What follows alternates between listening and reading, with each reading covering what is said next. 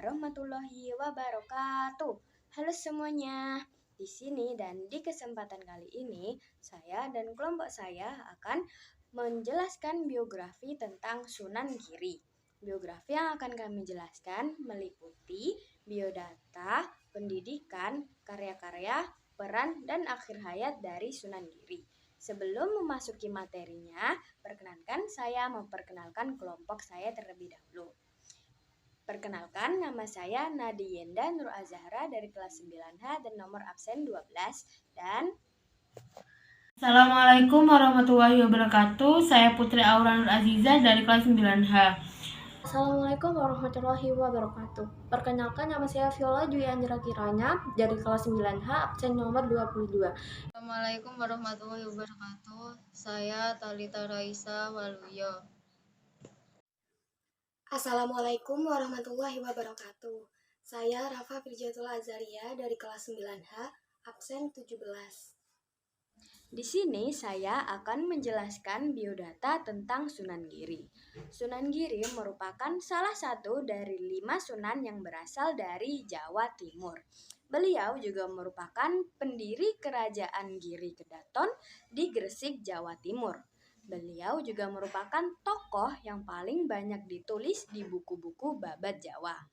Beliau mempunyai nama asli Raden Paku atau Raden Ainul Yakin.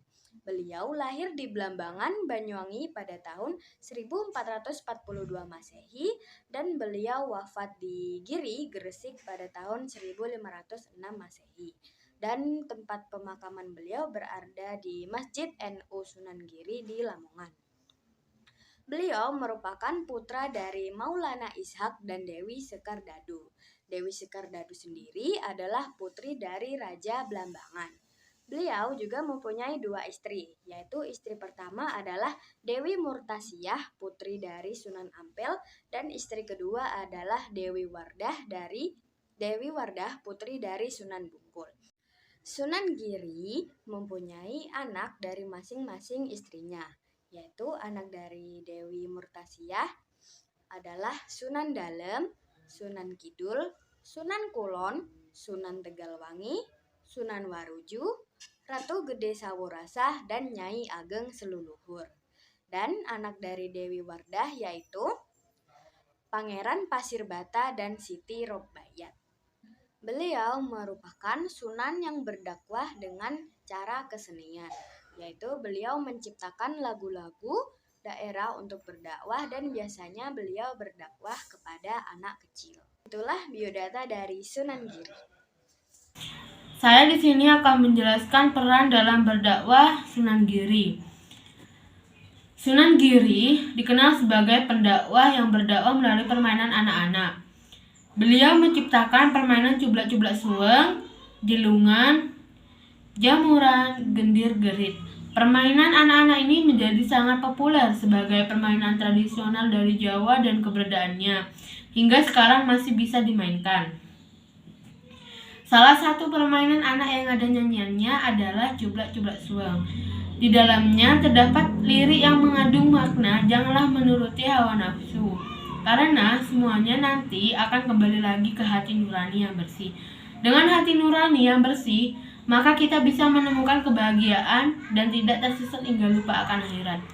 Sunan Giri juga berdakwah dengan seni. Selain melalui permainan anak-anak, Sunan Giri juga berdakwah dengan seni. Seni yang digunakan dalam berdakwah adalah wayang hingga tembang-tembang Jawa.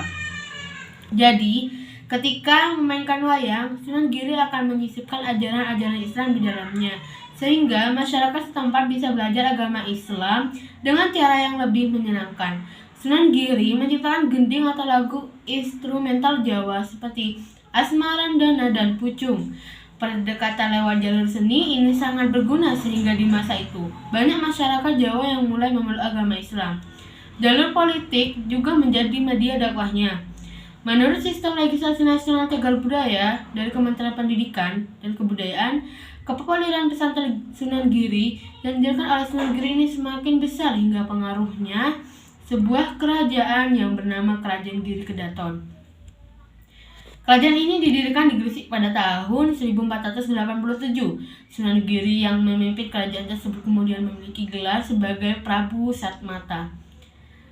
Kelihayan Sunan Giri dalam berdiplomasi menjadikan kerajaan Giri berjaya selama beberapa generasi hingga akhirnya ditaklukkan oleh Sultan Agung dari Kerajaan Mataram pada abad ke-16.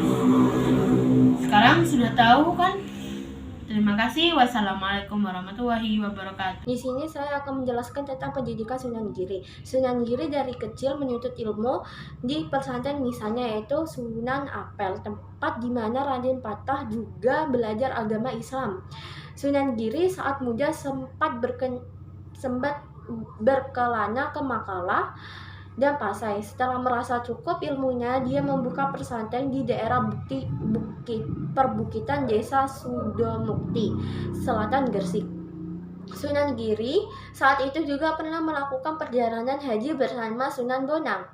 Kemudian ia mengirim banyak guru dakwah ke berbagai daerah di Nusantara. Setelah menyelesaikan pendidikan di desanya, Sunan Giri kemudian berkelana ke berbagai tempat di Nusantara. Untuk memperdalam ilmu agamanya, beliau belajar kepada banyak ulama terkemuka pada masanya, termasuk Syekh Maulana Malik Ibrahim di Gresik dan Syekh Syaifuddin di Demak. Dalam usaha dakwah lewat pendidikan, Sunan Giri tidak sekedar mengembangkan sistem pesantren yang diikuti santri-santri dan dari berbagai daerah, tetapi juga mengembangkan sistem pendidikan masyarakat yang terbuka dengan menciptakan berbagai permainan anak-anak seperti jelungan, jamuran, gendit-gendit, dan cublak-cublak. Sekian dari saya. Wassalamualaikum warahmatullahi wabarakatuh. Sastra Sunan Giri. Sunan Giri menciptakan karya sastra seni untuk menyiarkan agama Islam. Seni itu berupa seni tembang dan permainan, seperti jamuran atau kejar-kejaran, cublak-cublak suang atau teka-teki, julungan gula ganti, dan sebagainya. Adapun tembang-tembang yang diciptakan Sunan Giri antara lain: 1. Lagu lir-ilir, nyanyiannya yang banyak mengandung ajaran yang luhur. 2. Dendang gula, nyanyian atau kidungan Sunan Giri yang banyak mengandung kebenaran.